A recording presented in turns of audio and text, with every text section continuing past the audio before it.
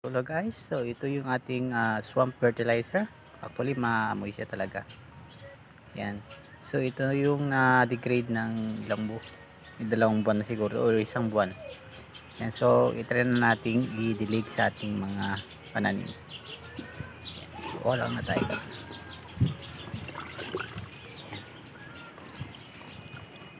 Yep. So try natin dito sa ating mga sili, then pipino. Yan, yan, dilig natin yan.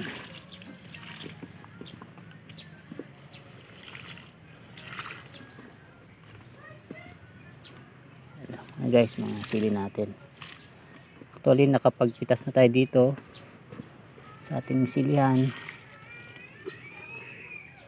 So yan. So ganyan lang mga guys. So padaling gawin. Sulat ng mga prutas